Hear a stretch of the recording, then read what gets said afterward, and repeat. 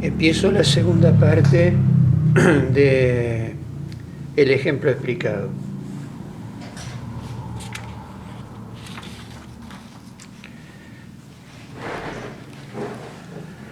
En la parte anterior de este ejemplo, llegamos hasta este punto.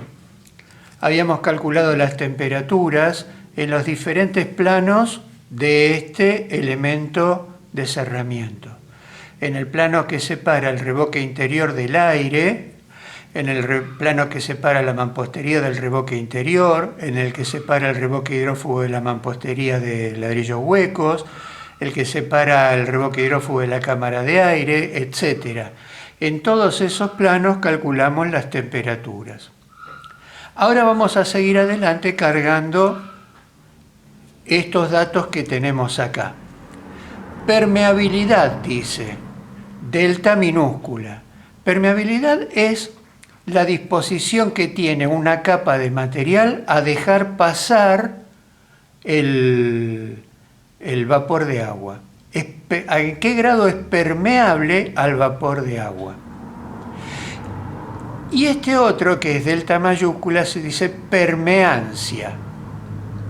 La permeancia es la aptitud para dejar pasar vapor, pero de los elementos que no tienen espesor o tienen espesor despreciable, como una pintura, por ejemplo, o una película, por ejemplo, un polietileno de alta densidad, que muchas veces se usa como barrera de vapor, o una pintura asfáltica, etc. Estos valores se sacan de la norma IRAN 11601 de esta tabla que tengo acá. Entonces veamos, por ejemplo,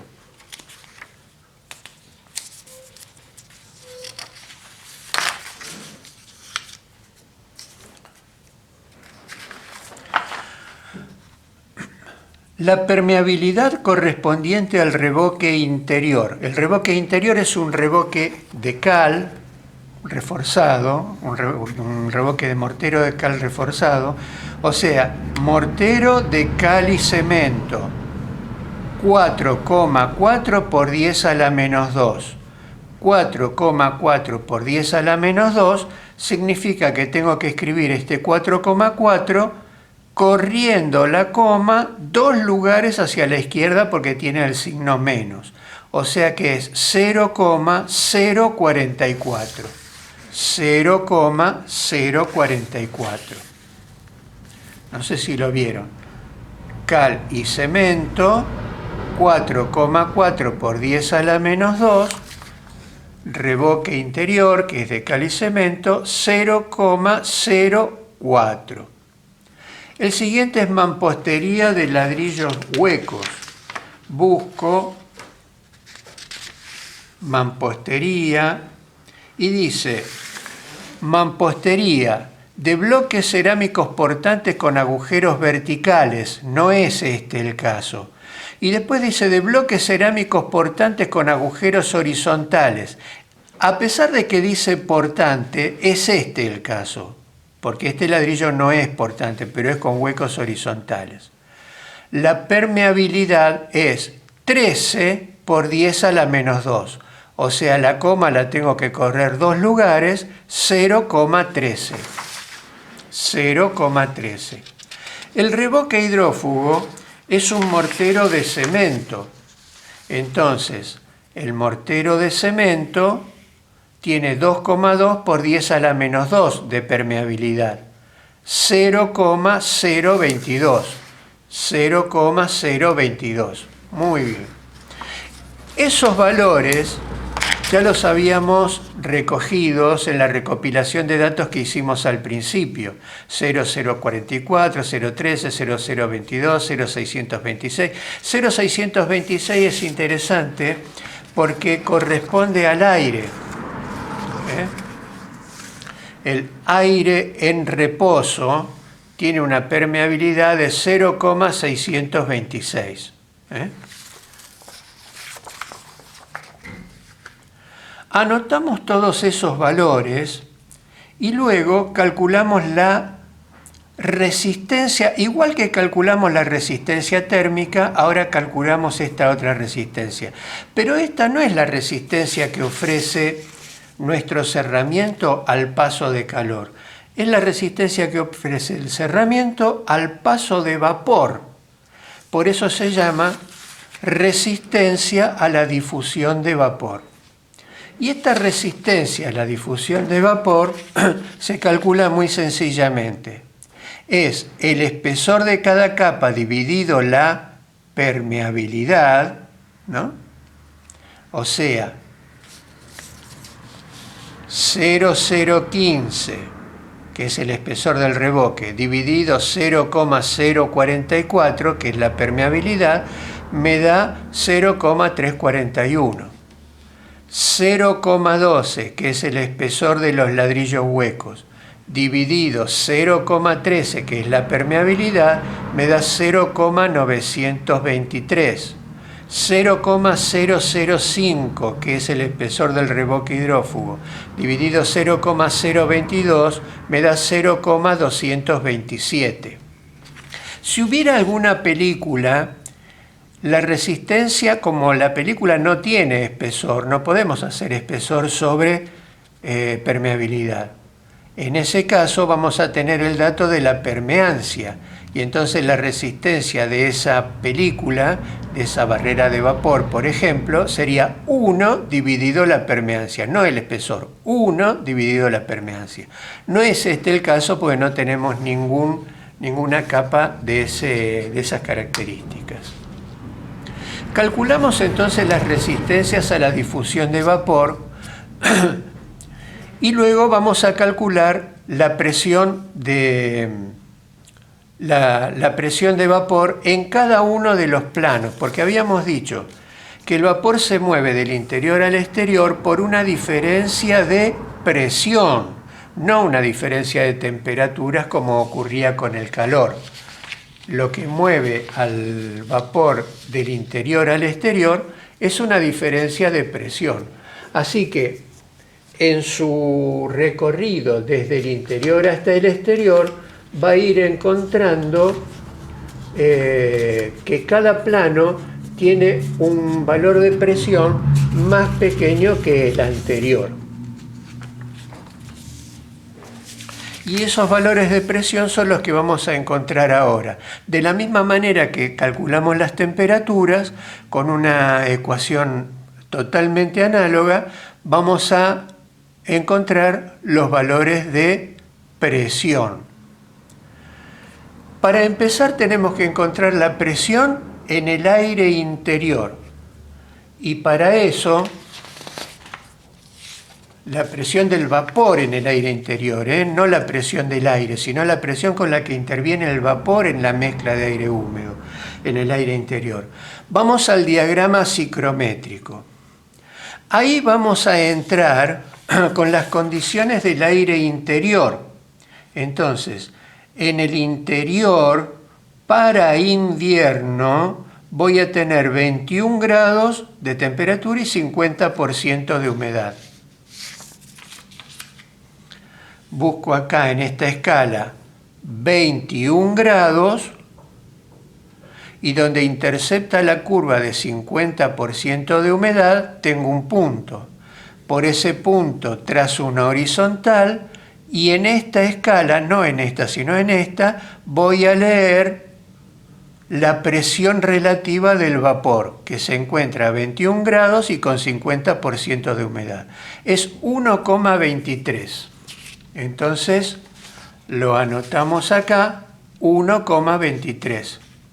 Del aire interior, la presión es 1,23. En el exterior, para invierno, la temperatura exterior es de menos 2,5 grados y 83% de humedad. Entonces, vamos a la escala del diagrama ciclométrico y buscamos 0, menos 1, menos 2, menos 2,5. Levantamos y donde intercepta la curva de 80 grados y un poquito arriba, porque son 83, trazamos una horizontal y acá me da la presión del vapor a 2,5 grados bajo cero y con 83% de humedad. Es 0,41. Anoto 0,41. Sabiendo esto ahora, vamos a calcular las presiones en todos los planos intermedios. Lo vamos a hacer por analogía con lo que hicimos con la temperatura. Por ejemplo, para saber la presión que hay a la izquierda del plano del elemento número 2, o sea, en este plano de acá, eso va a ser la presión a la izquierda del plano 2, va a ser la presión en el interior, en vez de temperatura, presión, la presión en el interior, menos la resistencia a la difusión del vapor de los elementos que están a la izquierda del plano 2, o sea, la resistencia a la difusión del vapor del plano 1, no pongo la resistencia superficial interior porque la superficie en este caso no tiene capacidad de resistirse al paso de vapor. Esta resistencia no existe para el vapor. Entonces, a la izquierda del elemento 2, solo el elemento 1 ofrece resistencia. Resistencia a la difusión de vapor del elemento 1, dividido la resistencia a la difusión del vapor total.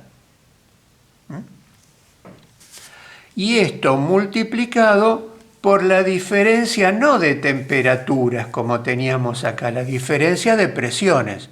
Presión interior menos presión exterior, que para eso es que las calculamos recién, las fuimos a buscar al diagrama psicrométrico. Entonces, organizando esto en el diagrama, vamos a tener que, por ejemplo, para este plano de acá, este primer plano de acá, el que va entre el revoque y la mampostería, ¿no? A la izquierda del elemento número 2. Entonces, el revoque interior, ¿no? A la izquierda, fíjense que acá yo directamente escribí, ven que acá está la presión interior. Acá, o sea, en este plano superficial, transcribí directamente la presión del aire, porque la superficie no ofrece resistencia al paso de vapor, o sea que tengo la misma presión. Pero en el plano entre el revoque y la mampostería, la presión baja. Entonces, esa presión es igual a la presión interior, lo puse acá, la presión interior, menos la suma de las resistencias de los elementos que quedaron a la izquierda. Los que quedaron a la izquierda son la resistencia del revoque, 0,341. 0,341. Dividido la resistencia total. La resistencia total a la difusión de vapor es la suma de las resistencias parciales. Y multiplicado por la diferencia entre la presión interior y la presión exterior. 1,23 menos 0,41. En el siguiente plano, entre la mampostería y el revoque hidrófugo, o sea, a la izquierda del elemento 3, ¿cuáles son los elementos que ofrecen resistencia al paso del vapor? El revoque y la mampostería de ladrillo hueco. La superficie interior no. Entonces, a la izquierda del revoque hidrófugo tengo los elementos que figuran acá arriba. Este es el plano al que me estoy refiriendo. Entonces, ¿cómo calculo esta presión? Es la presión interior menos la suma de las resistencias a la izquierda de este plano. Esto más esto. Esto más esto. Dividido la resistencia total a la difusión de vapor, dividido 305, multiplicado siempre por la diferencia de presión.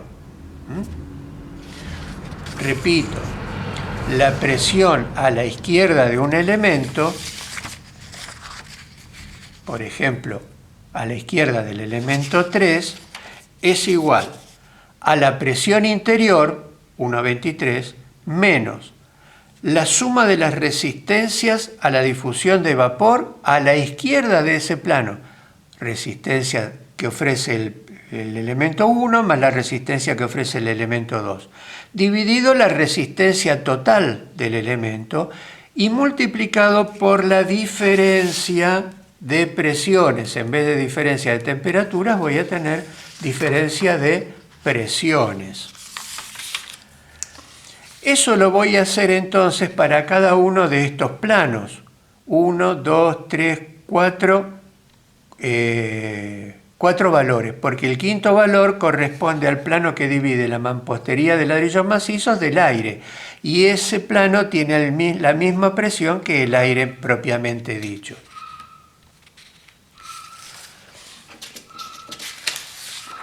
El siguiente paso consiste en calcular las temperaturas de rocío. ¿Ven? ¿Para qué las temperaturas de rocío? Ahora que conozco la presión del vapor en cada uno de los planos, puedo deducir la temperatura de rocío, que es lo que necesito para comparar con la temperatura del elemento. Si la temperatura del elemento es mayor a la temperatura de rocío en ese plano, entonces no va a haber condensación. Tengo que comparar este valor con este. ¿Cómo obtengo la temperatura de rocío? Bueno, entro al diagrama psicrométrico, el que habíamos trabajado recién, con el valor de presión en cada uno de los planos.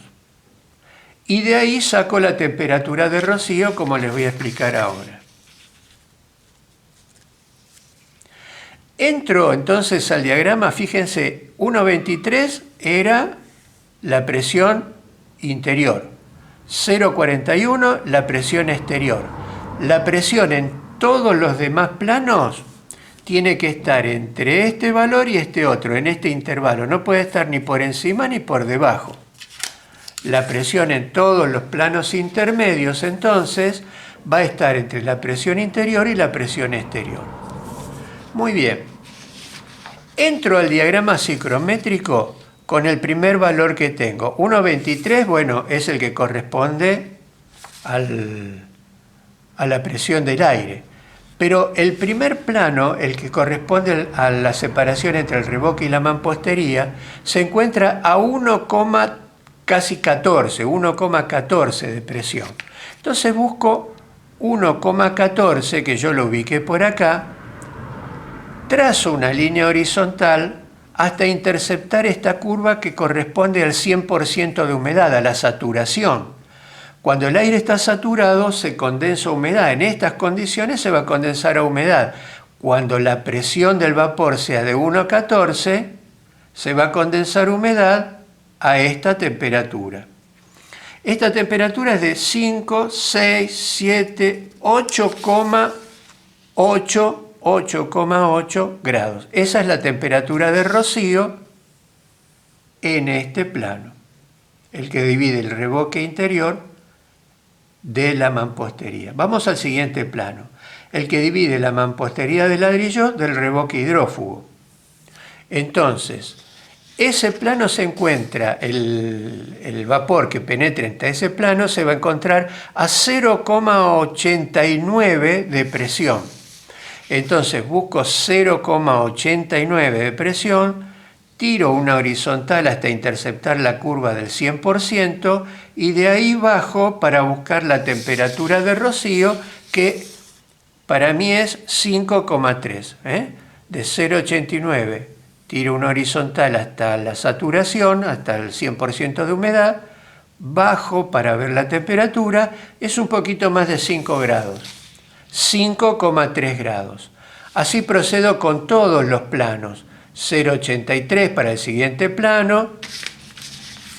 Bueno, desde el otro lado del revoque hidrófugo, ¿no? 0,83 estaría por acá, un poquito por debajo. Me voy un poquito atrás. Entonces la temperatura de rocío sería de menos de 5 grados, sería 4,2, ¿no? Y después el plano que divide la cámara de aire del ladrillo está 0,81 por acá, y entonces la temperatura de rocío sería de 3,4. Y así continúo entonces con todos los planos. Tengo que la temperatura de rocío en el primer plano, que es el plano exterior, es de 10 grados. ¿Ven? La temperatura de rocío en este plano, que tenía 1,23, en la superficie exterior tenía 1,23, me desplazo hasta acá, 1,23, me desplazo hasta la curva de saturación y bajo y me da 10 grados de temperatura, ¿ven? Con la presión interior, 1,23 que ya la tenía marcada, me desplazo hasta la curva de saturación, bajo y la temperatura de rocío en la superficie es de 10 grados. Vamos a ver si hay peligro de condensación superficial. Bueno, en la superficie de este muro, cuando adentro hay 21 grados y afuera hay 2 grados y medio bajo cero, en la superficie de este muro se registra 17,37 grados. Y la temperatura de rocío es de 10 grados. Este plano tiene una temperatura que está por encima de este, 7,37 grados es la diferencia. Así que no hay peligro de condensación superficial. En el siguiente plano, el que divide el revoque de la mampostería, la temperatura es de 16,92 grados y la temperatura de rocío es de 8,8. Otra vez, la temperatura de ese plano está por encima de la de rocío.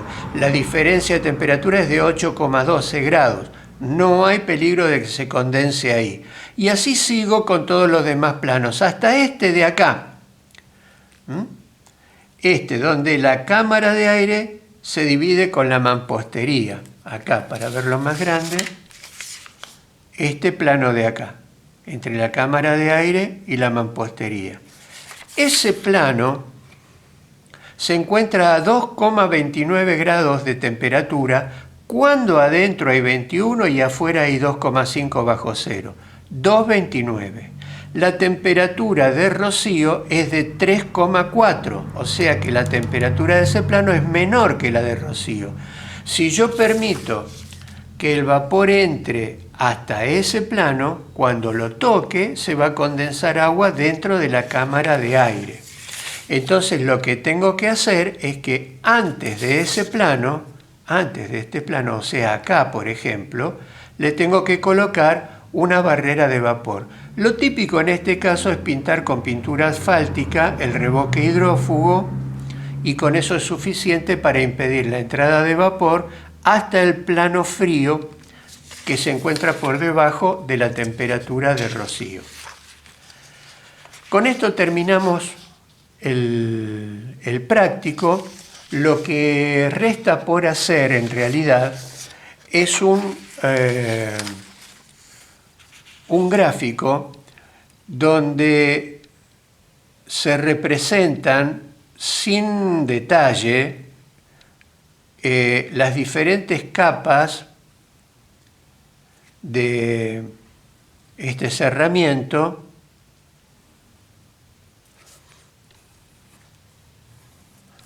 ¿no? Y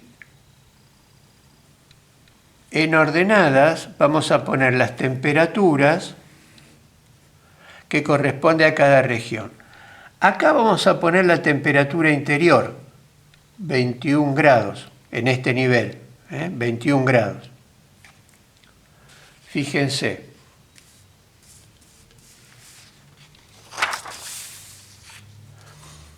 ...21 grados en la temperatura del aire. En la superficie hay 17,37. Acá en la superficie esta busco, por ejemplo, a escala, ¿no? Va, escala a ojo, no a escala. 17,37. En la superficie atrás del revoque hay 16,92, o sea, por acá, 16,92. Ubico este punto. En la superficie, después de la mampostería de ladrillos huecos, hay 6,88, o sea, me fui por acá. 6,88 grados. Del otro lado del revoque hidrófugo hay 6,76. Está muy cerquita. Del otro lado de la cámara de aire hay 2,29.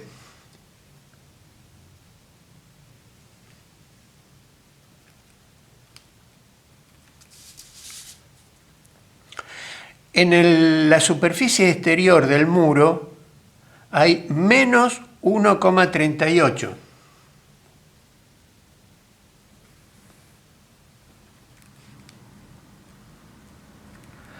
Y en el aire exterior hay menos 2,5.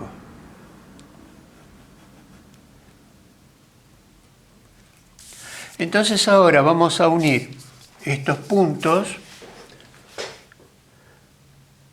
¿no? En el aire acá en la superficie se la une con una pequeña curva, lo mismo acá,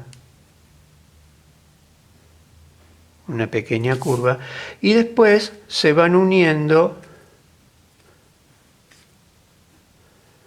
estos puntos con rectas.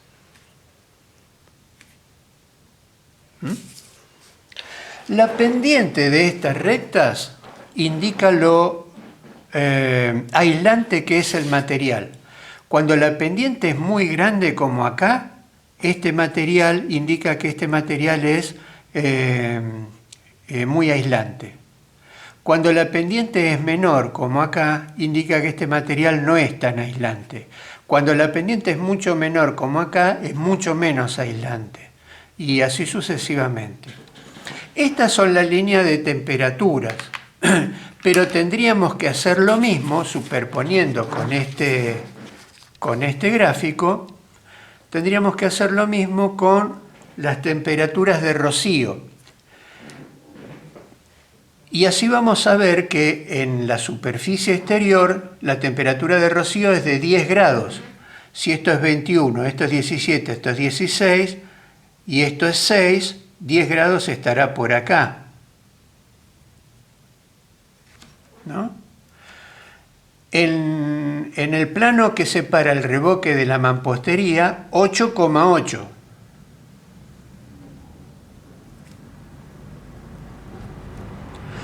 En el otro plano que separa la mampostería del hidrófugo, 5,3.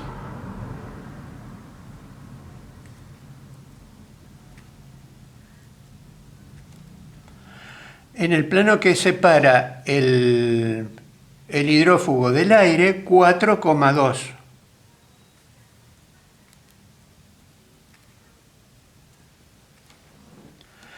En el plano que separa el aire de la mampostería de ladrillos comunes, 3,4.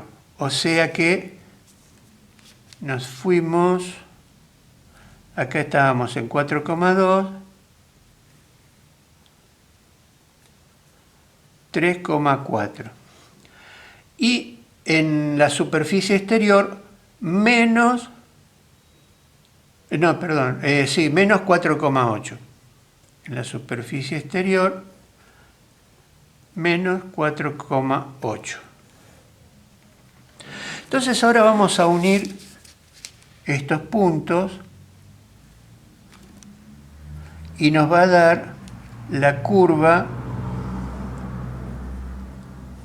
de temperaturas de rocío. ¿Ven?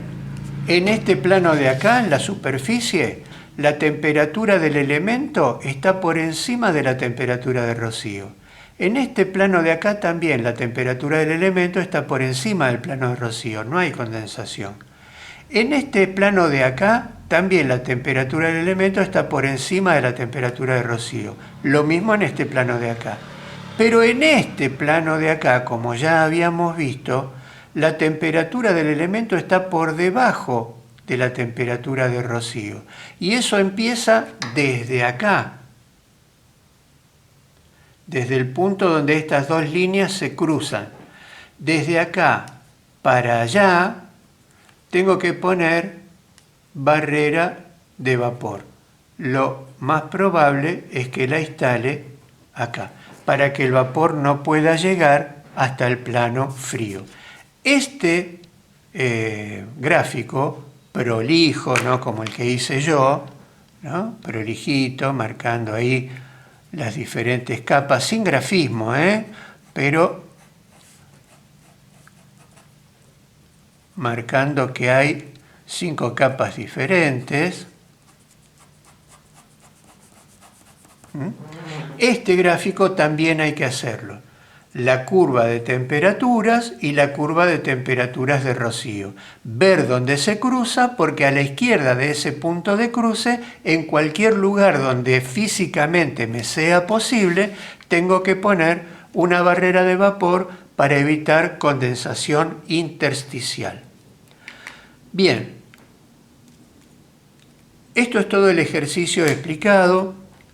Después les voy a mandar por Classroom las consignas para elaborar el trabajo práctico correspondiente y les pido que lo analicen, que lo estudien y cualquier duda cuando tengan que hacer el trabajo práctico nos comunicamos.